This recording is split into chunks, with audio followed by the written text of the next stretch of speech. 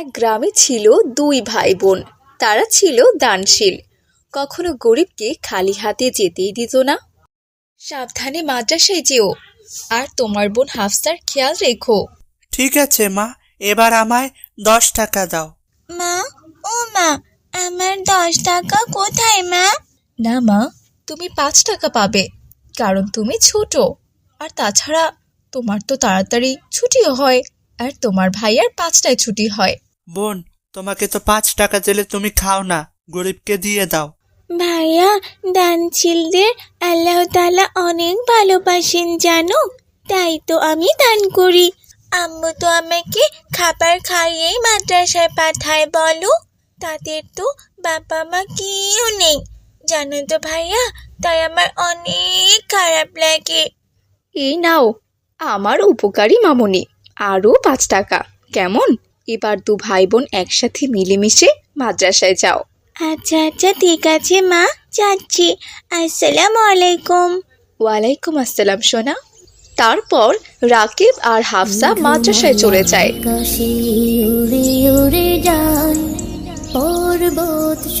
ছুটির পরে হাফসা ও মরিয়ম একটি আইসক্রিমের দোকানে যায়।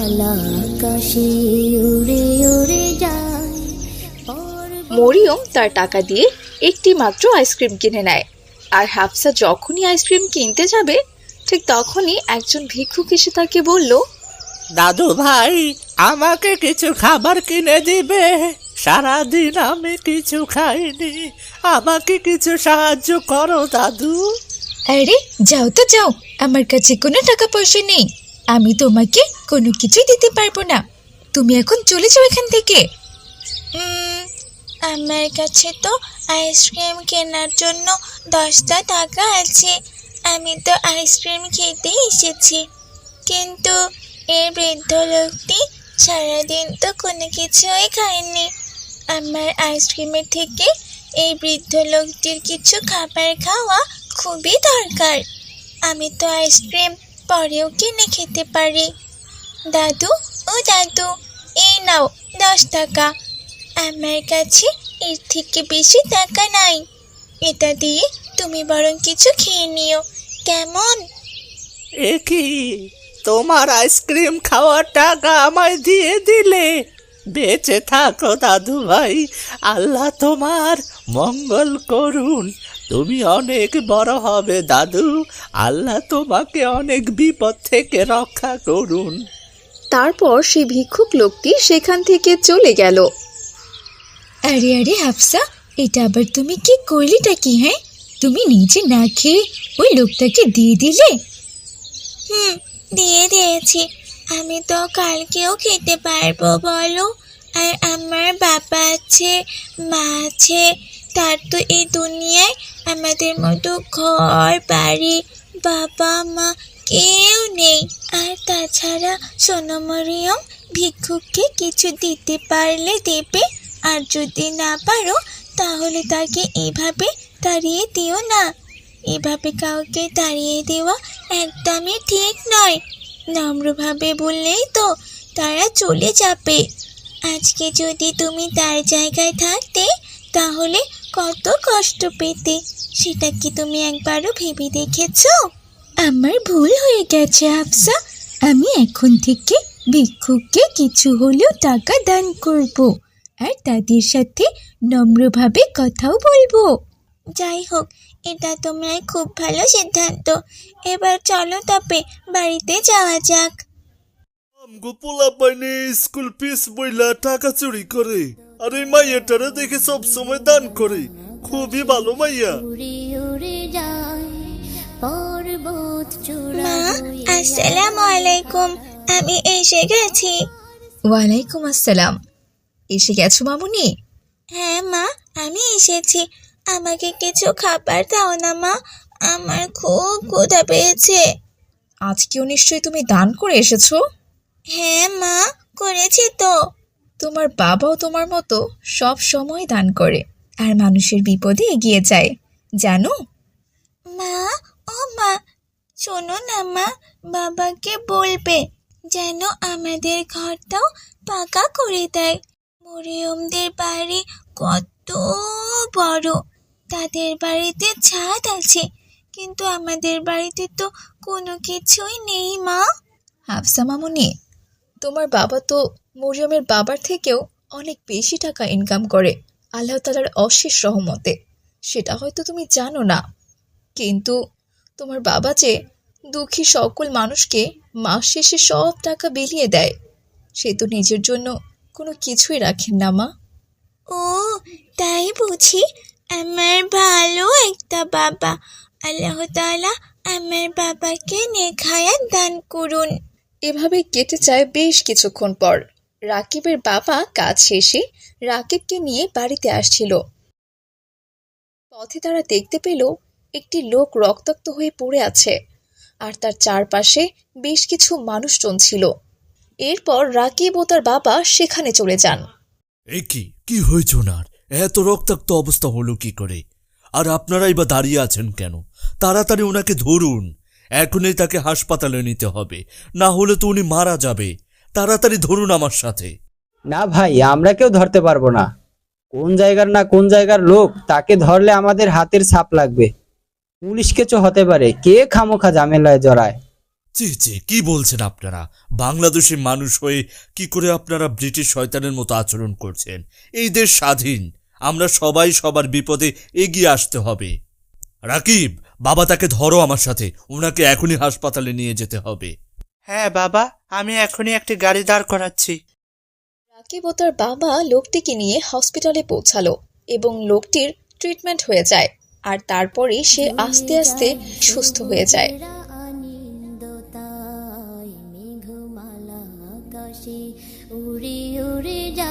বাবা, লোকটি অ্যাক্সিডেন্ট করে রাস্তায় পড়েছিল, অনেকেই দেখছিল, কিন্তু কেউ ওনাকে হাসপাতালে নিয়ে আসতে সাহায্য করলো না। কিন্তু তুমি ওনাকে কেন নিয়ে আসলে? আমরা তো ওনাকে চিনি না। রাকিব, আমরা সবাই আল্লাহর বান্দা।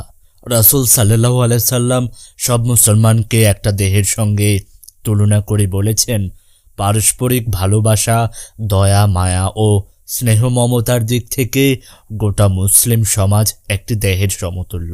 যদি দেহের কোনো বিশেষ অঙ্গ অসুস্থ হয়ে পড়ে, তাহলে অন্যান্য অঙ্গ প্রত্যঙ্গ তা অনুভব করে, সেটা জাগ্রত অবস্থায় হোক কিংবা জ্বরাক্রান্ত অবস্থায় হোক। আর আমরা সবাই একই পরিবারের সন্তান। আমাদের পিতা হযরত আদম আলাইহিস সালাম। আমরা হিন্দু, মুসলিম, খ্রিস্টান, বৌদ্ধ, বিধর্মী সকলেই তার বংশধর। আমরা একজনের পর একজন দুনিয়ায় আসব আর চলে যাব। যে কর্মে উত্তম তার জন্য রয়েছে জান্নাত, আর যে কর্মে এক ও অদ্বিতীয় আল্লাহকে না মানে তার জন্য রয়েছে জাহান্নাম। বাবা, আমিও মানুষকে সাহায্য করব বাবা, এবং ভালো কাজ করব ইনশাআল্লাহ। ইনশাআল্লাহ বাবা। একদিন রাকিব ও রাকিবের বন্ধু মাদ্রাসা ছুটির পরে বাড়িতে ফিরছিল। পথিমধ্যে তারা দেখলো একটি লোক ভীষণ কান্না করছে। এসব দেখে তো রাকিব ও তার বন্ধু সেই লোকটির কাছে যায়।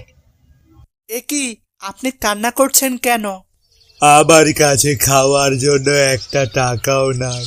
আমার ঘর বাড়ি সব নদী ভাঙনে হারিয়ে গেছে। অনেক লোকের কাছে গিয়েছি, কেউ সাহায্য করলো না, একটা কাজও দিল না। আমরা তো তোকে সাহায্য করব না, যা ভাগ এখান থেকে।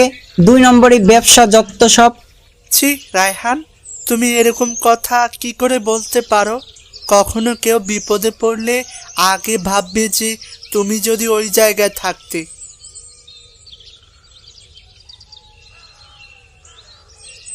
এটা তো কখনোই ভাবিনি বন্ধু, আমি খুবই দুঃখিত। আঙ্কেল, আপনি আসুন আমার সাথে। রাকিব তাকে নিয়ে তার বাবার কাছে যায়। তার বাবা ছিল খুবই পরোপকারী লোক। বাবা, আসসালামু আলাইকুম। ওয়ালাইকুম আসসালাম। বাবা, এই আঙ্কেলের ঘর বাড়ি সব নদীতে ভেঙে গেছে। ওহ, খুবই দুঃখজনক। সরকার থেকে কোনো সাহায্য পাননি? 5,000 টাকা করে দিয়েছি। এত কম কেন? মেম্বার, চেয়ারম্যান সবগুলা কুলাঙ্গার, এরা সব চোর, আমাদের সব টাকা খেয়ে ফেলেছে। অনেকের কাছে গিয়েছি, তারা কেউ সাহায্য করেনি। আপনারা কতজন এখানে আছেন? শুধু আমরাই, আর বাকিরা তাদের আত্মীয়ের বাড়িতে গেছে। আমাদের যারা ছিল সবাই নদীতে মারা গেছে। রাকিব, বাবা তাকে নিয়ে আমার সাথে আসো। কোথায়? চলুন আঙ্কেল, আহা চলুন না। তারপর রাকিব ও তার বাবা তাকে নিয়ে একটি ঘরের কাছে পৌঁছায়।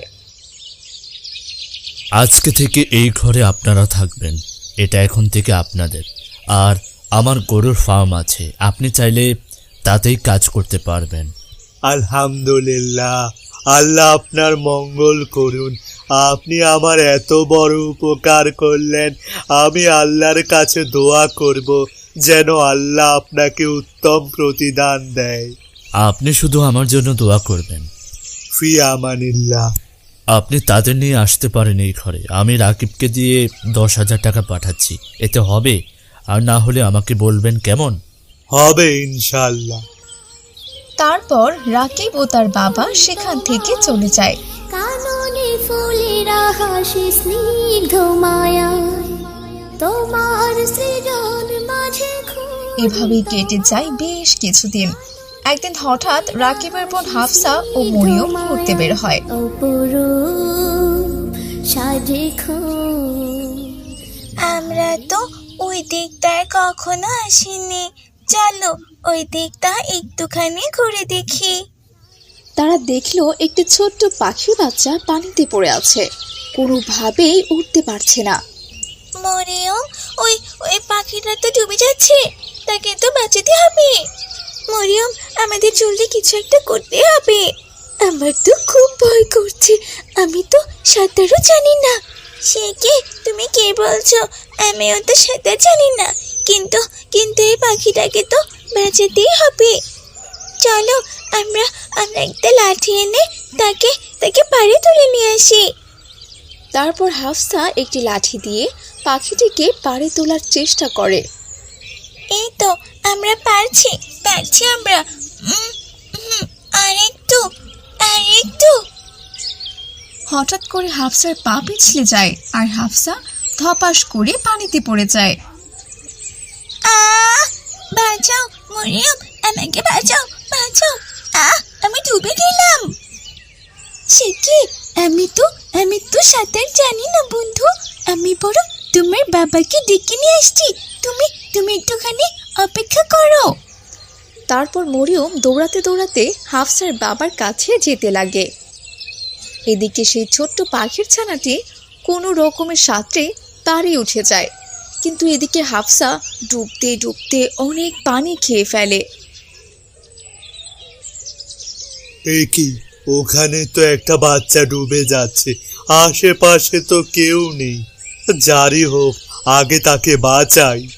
তারপর সেই লোকটি পানিতে ঝাঁপ দেয় আর তাকে পাড়ে তুলে আনে এবং সে অনেক পানি খেয়ে ফেলে। তার সাথে সাথে অজ্ঞান হয়ে যায়। মাঝে খুঁজি তোমার, কাননে ফুলেরা হাসি স্নিগ্ধ মায়া, অপরূপ সে হাফসার পেটে চাপ দেয় আর আস্তে আস্তে সব পানি বের করতে থাকে। একটু পরে হাফসার জ্ঞান ফিরে আসে। তখন সেখানে হাফসার মা বাবা চলে আসে। মা, আমার মা, তোমার এখন কেমন লাগছে মা? তুমি তুমি ঠিক আছো তো মা আমার? আম্মু, তুমি একদম চিন্তা করো না। আলহামদুলিল্লাহ আম্মু, আমি আল্লাহ তাআলার রহমতে একদম ঠিক আছি। কলিজার টুকরা মা আমার, তুমি ভয় পেও না। জানো বাবা, আল্লাহ তার মাধ্যমে আমাকে বাঁচিয়েছেন। সে না আসলে আমি হয়তো ডুবেই মরে যেতাম। কিন্তু সে কে বাবা? তাকে তো আমি আগে কখনো দেখিনি। আপনি আমার অনেক বড় উপকার করলেন, আল্লাহ আপনার মঙ্গল করুন। আল্লাহ আপনারও মঙ্গল করুন। আজ আপনি যদি এই বাড়িটা আমাকে দান না করতেন তাহলে হয়তো আমার এখানে আসাও হতো না, আর হাফসা মামুনিকেও বাঁচাতে পারতাম না। আল্লাহ যা করেন ভালোর জন্যই করেন। দেখুন, আপনি আজকে দানের উত্তম প্রতিদান পেলেন। বন্ধুরা, তোমরা অসহায়কে দান করো। এতিমকে খাবার দাও। আমাদের নবী হযরত মুহাম্মদ সাল্লাল্লাহু আলাইহি ওয়াসাল্লাম ছিল দানশীল। তিনি বেশি বেশি দান করতে বলেছেন, এমনকি দুঃখের সময়েও দান করো। আল্লাহ তাআলার রাস্তায় দান করলে অনেক বিপদ আপদ কেটে যায়। তাই সবাই মিলে বেশি বেশি দান করো। আর